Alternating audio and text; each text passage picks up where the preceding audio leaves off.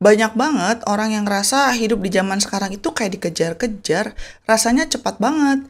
Jadwal padat, notifikasi HP bunyi terus, pokoknya kayak nggak ada berhentinya. Nah, di tengah hiruk-pikuk ini, ada satu konsep yang makin banyak dicari orang, yaitu slow living. Apa sih slow living itu? Slow living itu adalah gaya hidup yang menekankan kesederhanaan dan menikmati setiap momen dalam kehidupan. Ini kebalikannya gaya hidup serba cepat dan banyak tekanan, seperti yang kita lihat zaman sekarang. Slow living itu bukan berarti malas-malasan atau nggak ngapa-ngapain, tapi lebih fokus pada kualitas hidup. Seringkali kita mikir kalau kekayaan itu hanya soal uang di rekening bank, dan kebahagiaan itu datang dari punya banyak barang. Padahal, slow living itu bisa membuka pintu ke definisi kekayaan dan kebahagiaan yang jauh lebih dalam. Jadi ada 5 jenis kekayaan yang bisa kita dapatkan dengan slow living. Yang pertama adalah kekayaan waktu. Di dunia yang serba cepat ini, waktu adalah komoditas yang paling langka dan berharga. Slow living mengajarkan kita untuk mengelola waktu dengan bijak, bukan dengan mengisi setiap detik dengan aktivitas, tapi dengan memprioritaskan hal yang benar-benar penting. Ketika teman-teman mengurangi aktivitas yang nggak perlu, memangkas waktu di depan layar yang nggak produktif, dan juga lebih terencana dalam setiap tindakan, biasanya kita akan menemukan, ternyata banyak ya waktu luang. Waktu ini bisa digunakan untuk belajar hal baru, deep talk dengan keluarga, menikmati alam, atau sekedar beristirahat. Kekayaan waktu ini jauh lebih berharga daripada harta benda yang bisa habis atau rusak. Ketika kita punya waktu, kita punya lebih banyak kebebasan. Jenis kekayaan yang kedua adalah kekayaan sosial. Bayangkan berapa banyak percakapan yang terlewatkan karena kita sibuk dengan HP saat bersama teman atau keluarga. Slow living mendorong kita untuk hadir sepenuhnya dalam interaksi sosial. Dengan slow living, kita jadi punya lebih banyak waktu dan energi untuk mendengarkan, berempati, dan benar-benar connect dengan orang-orang di sekitar kita. Hubungan yang dalam dan bermakna ini adalah fondasi kebahagiaan sejati. Kalian bisa merasa lebih dicintai, lebih didukung, dan punya jaringan sosial yang kuat, yang jauh lebih berharga daripada sekedar kenalan di permukaan aja. Ini adalah kekayaan sosial yang bisa mendukung kalian di berbagai situasi.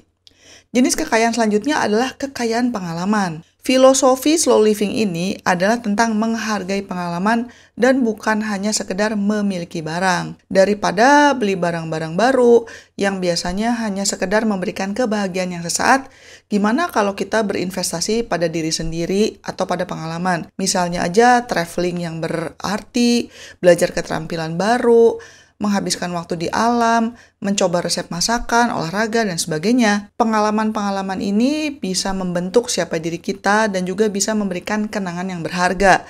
Ketika teman-teman fokus pada pengalaman, maka hidup kalian akan terasa lebih kaya, lebih banyak yang bisa diceritain, dan memiliki makna yang lebih dalam, bukan hanya sekedar menumpuk barang yang bakal rusak. Jenis kekayaan selanjutnya adalah kekayaan kesehatan. Kalau kita punya gaya hidup yang serba terburu-buru dan dikit-dikit stres, biasanya itu berat banget. Stres kronis bisa berdampak buruk pada kesehatan fisik dan mental.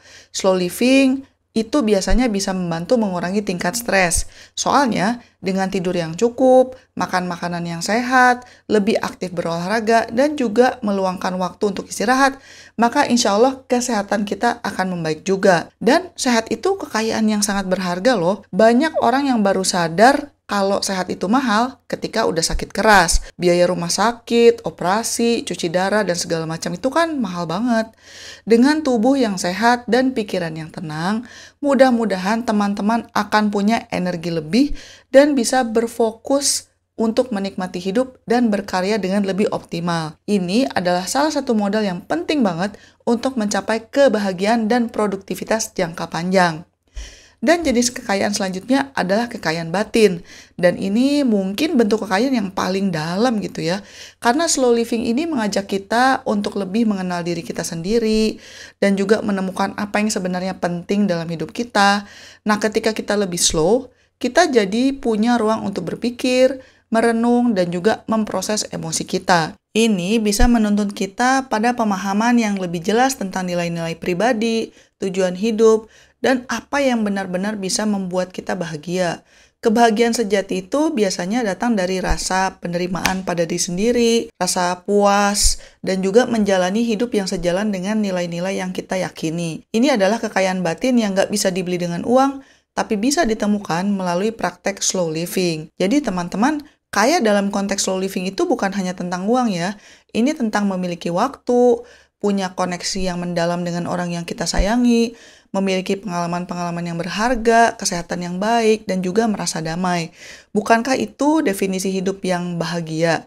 Sekarang pertanyaannya, gimana sih caranya supaya bisa menerapkan gaya hidup slow living? Tips yang pertama adalah mulai dengan detox digital meskipun kecil-kecilan. Karena salah satu yang paling sering jadi biang kerok yang bikin kita resah itu apa coba? Ya gadget. Coba deh, tentukan waktu-waktu bebas gadget. Misalnya saat makan, atau 1 jam sebelum tidur. Taruh HP jauh-jauh dan matikan notifikasi yang nggak penting supaya kalian bisa fokus dengan apa yang di sekitar kalian. Awalnya mungkin kayak sakau gitu ya, tapi lama-lama insya Allah teman-teman bisa merasa lebih tenang. Tips yang kedua adalah fokus melakukan satu hal tanpa multitasking. Ini Mimin sendiri masih belajar ya.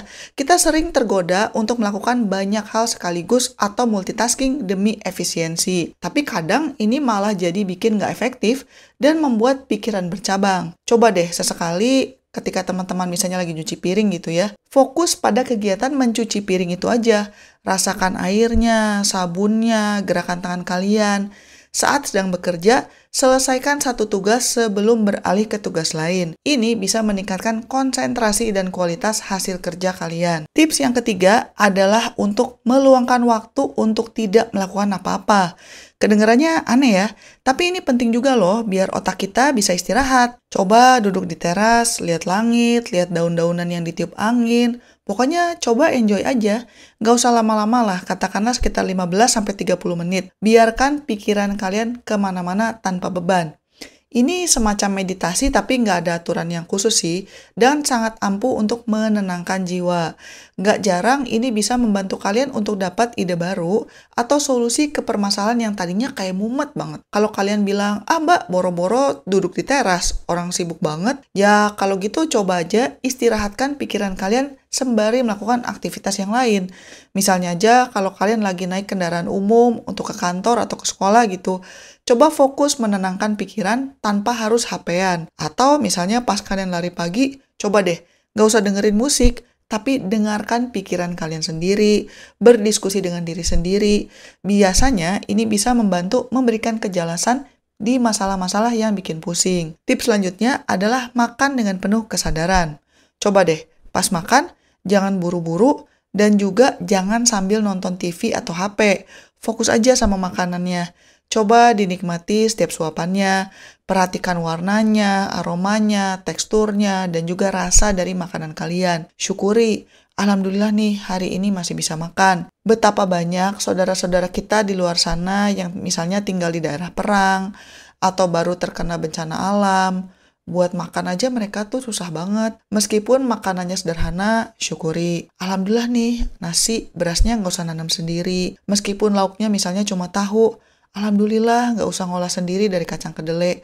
Kan repot banget kalau semuanya mesti dilakukan sendiri. Nikmati makanannya, syukuri. Dan ini juga bisa membantu kita mengenali kalau tubuh kita sudah kenyang biar nggak makan berlebihan. Slow living seperti ini juga baik untuk pencernaan dan bisa membantu kita supaya lebih bersyukur juga. Kemudian tips selanjutnya adalah sederhanakan hidup kalian. Pernah dengar nggak istilah decluttering? Nah ini relevan banget. Lingkungan yang rapi dan tidak terlalu banyak barang biasanya bisa membantu pikiran lebih tenang. Coba sisihkan waktu untuk membersihkan satu laci, satu lemari, atau satu sudut ruangan. Singkirkan barang-barang yang tidak lagi teman-teman butuhkan atau gunakan. Rumah bisa kerasa lebih lega dan juga bisa lebih menenangkan. Tips selanjutnya adalah menghabiskan waktu di alam terbuka. Nah, outdoor itu punya kekuatan yang luar biasa sih kalau menurut saya. Nggak perlu jauh-jauh ke gunung atau ke pantai lah. Cukup pergi ke taman terdekat, duduk di bawah pohon, atau jalan-jalan santai di area yang banyak pepohonan. Hirup udara segar, dengarkan suara alam, dan juga rasakan angin yang menerpa kulit kalian. Ini adalah cara yang ampuh untuk mengisi ulang energi dan semangat kalian. Tips yang selanjutnya adalah belajar bilang tidak. Nah ini mungkin sulit untuk sebagian dari kita ya, terutama yang suka ngerasa nggak enakan. Tapi demi menjaga keseimbangan hidup, Penting banget buat teman-teman belajar menolak ajakan atau permintaan yang nggak sesuai dengan prioritas dan kapasitas kalian. Nggak semua undangan atau tawaran harus dikerjakan kok. Prioritaskan aja diri sendiri dan juga waktu kalian untuk hal-hal yang memang kalian anggap penting. Kemudian, tips selanjutnya adalah miliki hobi yang bisa membuat kalian benar-benar fokus. Jadi pilih aja kegiatan yang benar-benar teman-teman nikmati dan bisa bikin kalian lupa waktu. Ini bisa melukis, berkebun, membaca, dan sebagainya. Ketika kita fokus pada hal yang membuat kita happy, biasanya ini juga membawa ketenangan buat jiwa kita.